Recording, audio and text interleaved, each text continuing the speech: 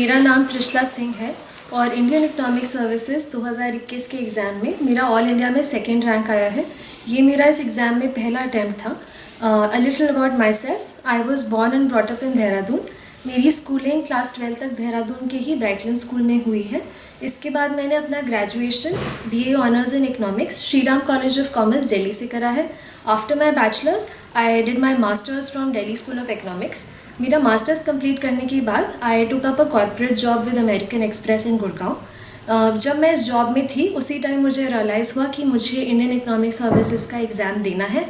And उसी दौरान मैंने कुछ अपने सीनियर्स से, अपने फ्रेंड्स से जो इस एग्ज़ाम के बारे में ज़्यादा जानते थे या ऑलरेडी सर्विस में थे, उनसे इस बारे में बात करी।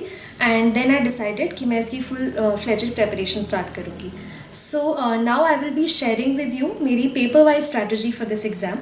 तो ये एग्ज़ाम UPSC द्वारा कंडक्ट कराया जाता है। इसमें 2 स्टेजेस होती हैं। फर्स्ट स्टेज में 6 रिटन पेपर्स होते हैं।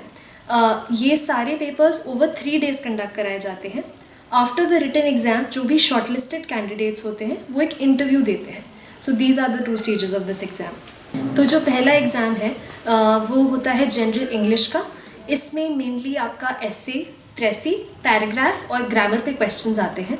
तो इसके लिए मैंने सबसे पहले पास पेपर्स देखे थे ताकि मुझे एक आइडिया हो जाए कि लेवल ऑफ डिफ़िकल्टी क्या है और मेरी जो एग्जिस्टिंग नॉलेज है इंग्लिश में फ्रॉम माई स्कूल उससे कितना गैप है एग्जिस्टिंग। तो इसमें बेसिकली मैंने अपने एसे एंड पैराग्राफ के लिए पर्टिकुलरली कुछ कोट्स मैंने रेडी कर लिए थे ब्रॉड थीम से। जैसे एक विमेन एक थीम है, health, then education is one theme, digitalization. ये जो ब्रॉड थीम्स आप पास पेपर से आइडेंटिफाई करें, इसमें मैंने कुछ कोट्स इकट्ठे कर लिए थे और ये कोट्स मैं अच्छे से रिवाइज करके गई थी, which came in very handy while I was writing my essay and paragraph.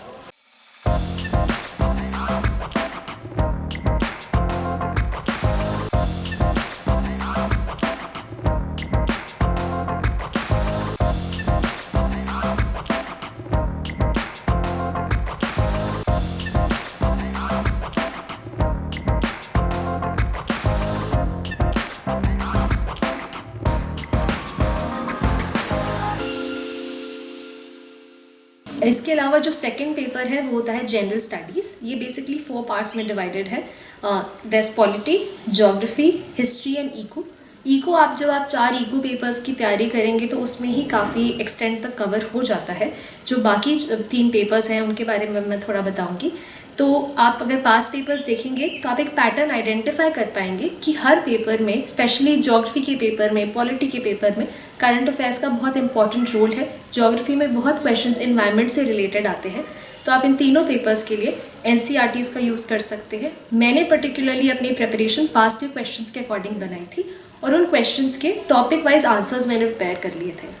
तो अगर आप पास पेपर्स ध्यान से देखेंगे तो फॉर एग्जांपल पॉलिटी में आप देखेंगे जुडिशियल रिव्यू एक ब्रॉड टॉपिक है, तो जुडिशरी का रोल, या फिर हिस्ट्री में भी आप देखेंगे मॉडर्न हिस्ट्री से किस टाइप के क्वेश्चंस आ रहे हैं, ज्योग्राफी में क्लाइमेट चेंज, पोल्यूशन, इन सब पे क्वेश्चंस, या रीसेंट जो भी साइक्लोन्स हुए हैं, रीसेंट हैपनिंग्स को माइंड में रखते हुए आप इनके ब्रॉड टॉपिक्स पे आप आंसर्स लिख सकते हैं। मैंने क्या किया था, जो भी टॉपिक था वो टॉपिक मैंने गूगल सर्च करके उसके आगे I would just attach the keyword UPSC and उस पर जो मुझे मटेरियल मिलता था I would prepare short content on each of it and उससे मैं अपने आंसर्स लिख पाई थी इस एग्ज़ाम में। Coming to the 4 eco papers, तो दूसरे दिन जो सेकेंड डे ऑफ एग्ज़ाम होता है उसमें सबसे पहला पेपर होता है general eco 1। Out of all the 4 papers ये बहुत ही क्वांटिटेटिव एंड अप्लाइड नेचर का पेपर है।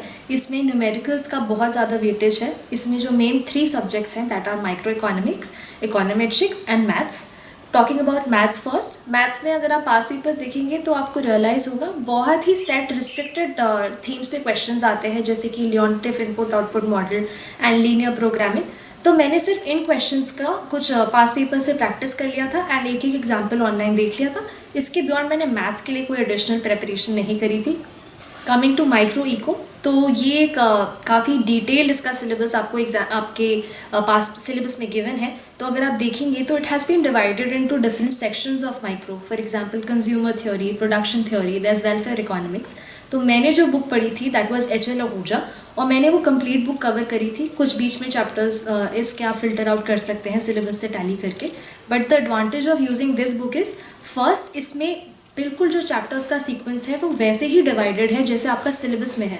तो आप साथ साथ ट्रैक कर सकते हैं, उसको टैली कर सकते हैं कि आप सिलेबस के कौन से टॉपिक्स कवर कर रहे हो, आपका कितना सिलेबस कवर हो गया है। एक और एडवांटेज इस बुक का ये है कि ऑल्दो ये दिखने में बहुत मोटी किताब है, पर आप इसे डरिए मत, क्योंकि इसमें इतना रेपिटेटिव पूरा कंटेंट है कि पढ़ते पढ़ते ही आपको बहुत चीज़ें याद हो जाएंगी, which in fact will give you lot of confidence कि पढ़ते पढ़ते ही आपका काफ़ी बुक रिवाइज हो गया है या फिर काफ़ी कंटेंट आपके माइंड में अच्छी तरह से रजिस्टर हो गया है। एक चीज़ जो मैंने की थी, मैंने इस बुक के बहुत शॉर्ट चैप्टर वाइज नोट्स बना लिए थे, ताकि जब मैं रिवाइज करूँ तो मुझे I don't have to go through that fat book again, I just would go through my notes. And another advantage of making notes is कि आप ग्राफ्स की अच्छे से तब प्रैक्टिस कर सकते हैं। अगर आप देखेंगे पास पेपर्स, ऑलमोस्ट हर क्वेश्चन ऐसा है जिसमें आप स्टार्टिंग में ग्राफ अटैच कर सकते हैं। And because the nature of the exam is such कि you are always sort of short on time, तो अगर आप जो चीज़ एक पैराग्राफ में या 5-6 सेंटेंसेज में लिख सकते हैं, वो अगर आप एक ग्राफ के थ्रू कन्वे कर दें, that will be very effective and it also will save you some time. तो नोट्स बनाते हुए ग्राफ्स मेकिंग की ज़रूर प्रैक्टिस करिए। ग्राफ्स के अलावा जो अदर बहुत ही इंपॉर्टेंट सेक्शन है दैट इज़ न्यूमेरिकल्स। तो न्यूमेरिकल्स HL आहूजा में आपको बहुत ज़्यादा नहीं मिलेंगे, but once I was through HL Ahuja मैंने पास पेपर्स करे and I realize that after some initial friction I was comfortable with the kind of numericals that were being asked. अगर आपको लगता है कि आपको ज़्यादा प्रैक्टिस की ज़रूरत है, then there are books like Nicholson Snyder, Hal Varian, जिसमें आपको थोड़े ज़्यादा अबंडेंट न्यूमेरिकल्स मिल जाएंगे। तो आप इन सबसे न्यूमेरिकल्स की प्रैक्टिस कर सकते हैं, because this is something that can not be ignored. Coming to econometrics, econometrics के लिए एक ही किताब है गुजराती, जो मैंने अपने कॉलेज टाइम में भी पढ़ी थी, बिकॉज DU की वही सजेस्टेड रीडिंग है। तो उसके बियॉन्ड मैंने कुछ और एडिशनली नहीं पढ़ा था। इकोनोमेट्रिक्स के स्टार्टिंग के I think 13-14 chapters and the chapter on time series, वो मैंने पढ़ लिया था। बट इकोनोमेट्रिक्स में जो न्यूमेरिकल्स पूछे जाते हैं, I feel personally they are not very easy. तो उसके लिए मैंने जो 5th एडिशन ऑफ गुजराती है, उसके सोल्यूशंस ऑनलाइन अवेलेबल हैं एक फ्री PDF में। तो मैंने वो सारे क्वेश्चंस बस एक बार I just went through that, तो उससे मुझे बहुत फेयर आइडिया मिल गया था कि एग्जाम में किस टाइप के क्वेश्चंस आ सकते हैं और उन्हें कैसे अप्रोच करना चाहिए। Coming to the second paper which is general economics 2, तो इस पेपर का सिलेबस थोड़ा ज़्यादा वास्ट होता है। इसमें there is macro eco, there is international eco, there is growth and development and there are questions on money and finance. इसके अलावा मल्टीलैटरल इंस्टीट्यूशंस जैसे United Nations, World Bank, WTO, इन पे भी क्वेश्चंस पूछे जाते हैं। तो स्टार्टिंग विद मैक्रो, मेरी जो प्राइमरी रीडिंग थी दैट वाज फ्रॉयन से मैंने पूरा पढ़ लिया था। उसमें बहुत ही नेचुरल फ्लो है of different schools of thought, जिससे आपकी अंडरस्टैंडिंग बहुत क्लियर हो जाती है। तो आफ्टर आई रेड फ्रॉयन, मैंने फिर पास पेपर्स देखे थे एंड आई रियलाइज कि दो फ्रॉयन इज़ वेरी गुड, उसमें बहुत गैप्स हैं। तो उन गैप्स को फिल करने के लिए मैंने एक एक्सेल शीट बना ली थी एंड टॉपिक्स लिख लिए थे, जो जिन भी टॉपिक्स पे पास्ट ईयर्स में क्वेश्चंस पूछे जा रहे थे। एंड जो टॉपिक्स मेरे फ्रॉयन में कवर नहीं हुए हैं, वो या तो आप उन्हें इंटरनेट से कवर कर सकते हैं, यूट्यूब पे वीडियोस देखे या वेबसाइट से, या फिर you can refer to the macro book by HL Ahuja. तो मैक्रो इको के लिए आई डोंट थिंक इसके बियॉन्ड आपको कुछ करने की ज़रूरत है। Coming to growth and development, मैंने इसके लिए कोई बुक रेफ़र नहीं की थी। कॉलेज में मैंने हैरेड मॉडल, सोलो मॉडल काफ़ी डिटेल में करा था, तो वही मैंने रिवाइज़ किया। एंड अगर आप चाहें तो there are books on M L Jhingan, वो आप प्रेफर कर सकते हैं। बट पर्सनली मैंने हर थ्योरी की लिस्ट बना ली थी जो भी पास पेपर्स में है या फिर जिन पे भी सिलेबस में जो मेंशन्ड है, और उसका मैंने इंटरनेट से, फ्रॉम वेबसाइट्स लाइक economicdiscussion.net और फ्रॉम यूट्यूब वीडियोस, मैंने उसके बहुत ही शॉर्ट क्रिस्प नोट्स बना लिए थे। इन डिटेल मैंने सिर्फ Harrod, Solow, endogenous and only a couple of theories किया था। बाकी जितनी भी ग्रोथ थ्योरीज़ हैं उनको मैंने बेसिक्स उनके पढ़ लिए थे, उनके ड्रॉबैक्स, उनके कंक्लूजन्स एंड वेरी इंपॉर्टेंट उनका एप्लीकेबिलिटी एंड उनका relation and relevance for India, ये आप ज़रूर करिए जब भी आप ये थ्योरीज़ पढ़ रहे हैं। इसके अलावा जो इंटरनेशनल इकोनॉमिक्स का सब्जेक्ट है, उसके लिए मैंने सिर्फ डोमिनिक साल्वाटोर की बुक रेफ़र करी थी। ये आपके पूरे सिलेबस को बहुत ही कॉम्प्रिहेंसिवली कवर करती है बुक। पर आप जब न्यूज़पेपर पढ़ रहे हैं तो आप रीसेंट हैपनिंग्स पे भी ध्यान दीजिए और उन्हें कोरिलेट करिए जो थ्योरीज आपने पढ़ी है, जैसे कंपैरेटिव कॉस्ट एडवांटेज ट्रेड, या फिर mercantilism, trade as a positive sum game और zero sum game, trade wars. आप इन सबको रिलेट करिए थ्योरेटिकल अंडरस्टैंडिंग को करंट हैपनिंग से, और जहाँ भी पॉसिबल हो आप उसको अपने आंसर्स में इनकॉर्पोरेट कीजिए, because that will give you the extra edge. इसके अलावा मनी एंड फाइनेंस बहुत हद तक आपका मैक्रो में ही कवर हो जाता है। मैंने इसके लिए कोई एडिशनल चीज़ नहीं पढ़ी थी, बस इंटरनेट से ही अपने नोट्स को मैंने थोड़ा सप्लीमेंट करा था basis what was asked in the past papers. Coming to multilateral institutions, तो अगर आप इनकी वेबसाइट देखेंगे जैसे IMF, WTO, तो आपको वहीं से बहुत रिच कंटेंट मिल जाएगा। मैंने इनकी वेबसाइट से ही मेनली अपने नोट्स बनाए थे। एंड आप करंट हैपनिंग्स को ध्यान में रखिए, जैसे during covid there was a lot of debate on patents on covid vaccine, that is an important aspect. So that was it on General Eco 2 paper. Coming to GE3, इसमें चार subjects पे questions आते हैं. There is public finance, there is environmental eco, industrial economics and there is state market and planning. State market and planning अगर आप past papers देखेंगे तो you will be able to identify कि कुछ ही रिस्ट्रिक्टेड ब्रॉड थीम्स पे questions आ रहे हैं, and you can broadly bucket these themes into only let's say 5 or 6 main topics. तो जैसे सेंट्रलाइज वर्सेस डिसेंट्रलाइज प्लानिंग एक बहुत इंपॉर्टेंट टॉपिक है जो रिपीटेडली पूछा जाता है. There 73rd and 74th amendment. These are the kind of questions जिन पे आप आराम से इंटरनेट पे बहुत ईजिली नोट्स बना सकते हैं. Just add the keyword UPSC like I said before, and उस पर जो आपको कंटेंट मिल रहा है अपने हिसाब से आप उस पर नोट्स बना लीजिए. Then public finance and industrial eco दोनों ही आपका, अगर आप कोई भी माइक्रो की किताब पूरी पढ़ रहे हैं तो उसमें काफ़ी एक्सटेंड तक कवर हो जाएगा. जो रिमेनिंग टॉपिक्स है पब्लिक फिनेंस की, जैसे the basic principles of taxation या फिर जीएसटी, जो भी डायनामिक टॉपिक्स है जैसे जीएसटी, एफआरबीएम, फिनेंस कमीशन, इनके मैंने अगेन इंटरनेट की ही यूज़ से अपने नोट्स बना लिए थे. एंड इससे मेरा एक बहुत ही comprehensive and I think I gave it very less time, but ये थोड़े ही टाइम में मेरा ये syllabus both for industrial and public finance अच्छे से कवर हो गया था. कमिंग टू एनवायरमेंटल इको, मेरी प्रेपरेशन एनवायरमेंटल इको की बहुत ज़्यादा करंट बेस थी. मैंने बहुत कोई किताब इसके लिए नहीं पढ़ी, जैसे कोस्टाड एक रिकमेंडेड बुक है which I could not read because of paucity of time, but मैंने बहुत करंट पे ध्यान दिया बिकॉज मेरे अकॉर्डिंग क्लाइमेट एक बहुत ही डायनामिक टॉपिक है और आजकल के इकोनॉमिक डिस्कोर्स में it's a very popular theme. तो मैंने अपनी न्यूज़पेपर रीडिंग से ही अपनी एनवायरमेंटल इको को प्रिपेयर किया था. एंड जो कुछ थ्योरेटिकल कॉन्सेप्ट्स है जैसे एग्जिस्टेंस वैल्यू हो गया, ऑप्शन वैल्यू हो गया, या फिर in green accounting which is again very important, ये मैंने इंटरनेट से ही इसके नोट्स बनाए थे. Coming to the final paper which is Indian eco, इसका सिलेबस मेरे अकॉर्डिंग सबसे ज़्यादा वास्ट है, and because rightly so Indian eco आपका सब कुछ इंक्लूड करता है. पास में क्या क्या हुआ है, इंडिया के ट्रांजिशंस कैसे हुए हैं, स्ट्रक्चरल चेंजेस. तो इसके लिए मैंने कोई बुक नहीं रेफ़र की बिकॉज मुझे लगा कि मेरे लिए एक पर्टिकुलर किताब रेफ़र करना शायद इंटिमिडेटेड हो जाएगा एंड वो मेरे लिए थोड़ा रिस्ट्रिक्ट भी कर देगा my understanding of Indian eco. So I read tons of newspaper articles and blogs on this, and I watched a lot of discussions and debates on YouTube, discussions primarily on Indian eco के topics. And मैंने newspaper से बहुत अपनी understanding develop की. मैंने simultaneously notes इसके नहीं बनाए थे. After identifying broad themes like poverty is one theme, inequality is one theme, then there is structural components, agriculture, industry, services. इसमें मैंने काफ़ी आर्टिकल्स हर थीम पर पढ़े, और उन जैसे 5-6 आर्टिकल्स पढ़ने के बाद जो मेरी अंडरस्टैंडिंग ईच थीम पे हुई उस पर से मैंने बहुत ही क्रिस्प 5-6 नोट्स बना लिए थे. फॉर एग्जाम्पल अगर आप एग्रीकल्चर पढ़ रहे हैं तो इंडिया में एग्रीकल्चर की क्या एम्प्लॉयमेंट में कॉन्ट्रीब्यूशन है, ग्रोथ में कॉन्ट्रीब्यूशन है, what are the changes that have been brought into agriculture from green revolution and where is it high yielding, low yielding, ये सब चीज़ें आप एक ब्रॉड लैंडस्केप तैयार कर लीजिए. एंड आई थिंक अगर आप इंटरनेट का वाइजली यूज़ करें, आर्टिकल्स अच्छे से पढ़ें, तो उससे ही आपकी कवरेज अच्छी हो जाएगी इंडियन इको की. That was all about the written examination. Now I would like to talk a little bit about the interview. Interview में मेरा सारा प्रेपरेशन ऑलमोस्ट न्यूज़पेपर से ही था, एंड मेरे इंटरव्यू में भी जो क्वेश्चंस पूछे गए they were a lot on current topics, जैसे कि क्रिप्टो करेंसी का debate, environment versus economy debate, and then finance commission और इंडस्ट्रियल रेवोल्यूशन, ग्रीन रेवोल्यूशन. तो काफ़ी करंट में जो टॉपिक्स अभी एग्रीकल्चर का जो चेंज आ रहा है, ये सब जो पूछे जा रहे हैं जो न्यूज़पेपर में है, इन पे मेरे से काफ़ी क्वेश्चंस पूछे गए थे.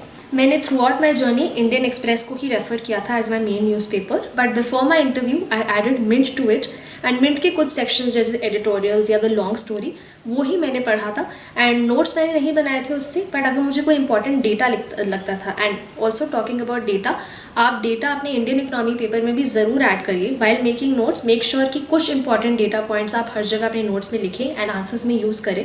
एंड अगर आप हो सके पॉसिबल तो कोट कीजिए उसे अपने इंटरव्यू में, बिकॉज वो आपको बोनस पॉइंट्स देता है.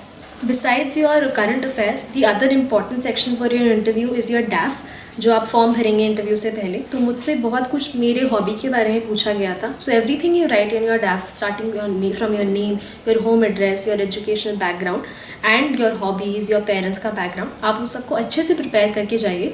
तो इससे बेसिकली आप पे क्वेश्चंस पूछे जाएंगे, एंड ये आपका डोमेन है, तो जितने इफेक्टिवली इंप्रेसिव तरीके से आप इसको आंसर कर पाएँ वो आपके एडवांटेज में प्ले करेंगे. तो अगर मैं अपनी प्रेपरेशन को सम अप करूं और अगर मैं सिर्फ 2 पॉइंट्स में हाईलाइट करूं, मेरे लिए सबसे इंपॉर्टेंट चीज़ मेरे रैंक जिससे मेरा आया है that was 1 the newspaper, and it was basically newspaper और उससे एसोसिएटेड सारे current affairs, and second it was past year questions. तो अगर आप ये दोनों चीज़ें कॉम्प्रिहेंसिवली कर रहे हैं तो it will help you in achieving a good scores very smartly. Talking about time management, तो मैंने कभी कोई ऐसा रिजिड टाइम टेबल नहीं बनाया। I was still in my job when I decided and I started to prepare for this exam. मैंने अपना job के ड्यूरिंग ही डिसाइड करा था प्रिपेयर करना। तो मैंने बहुत शॉर्ट टारगेट्स रखे। I had the bigger picture in mind but I would make very short targets of let's say 1 week या 3 डेज या 2 डेज ऐसा। एंड मैं रोज़ के लिए टू डू लिस्ट बना लेती थी कि आज मुझे ये टॉपिक्स या फिर ये पॉइंट्स कवर करने हैं। तो मैंने कोई घंटे के हिसाब से पढ़ाई नहीं करी। आप बस ये कोशिश करिए कि अपने शॉर्ट टारगेट्स को आप कवर करते रहें और उसमें आप कहीं भी स्लैक ना हो, अदरवाइज एंड में आपका प्रेशर एंड बैकलॉग बहुत बढ़ जाता है।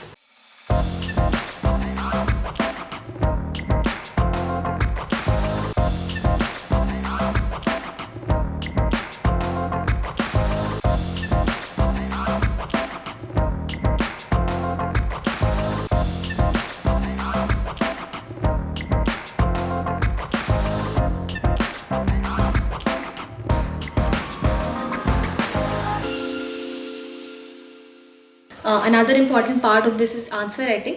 तो आंसर राइटिंग मैंने काफ़ी एंड में शुरू करा था because I was short on time. मैंने रफली इस एग्ज़ाम को अराउंड 3-3.5 महीना दिया था प्रेपरेशन में। पर अगर आपके पास ज़्यादा टाइम है and if you are when you are strategising, make sure कि जैसे ही आप कोई भी टॉपिक कंप्लीट करें आप आंसर राइटिंग साइमल्टेनियसली शुरू कर दें। बिकॉज ये 3 दिन का जो रिटन एग्जामिनेशन है इसमें आपकी प्रैक्टिस आपको ज़्यादा हेल्प करेगी एंड आपका रिविजन आपको ज़्यादा हेल्प करेगा देन योर कॉन्टेंट बिल्डिंग। तो बेसिकली आंसर राइटिंग का आप वेट मत करिए कि मेरा सिलेबस ख़त्म होगा तब मैं आंसर राइटिंग शुरू करूँगी।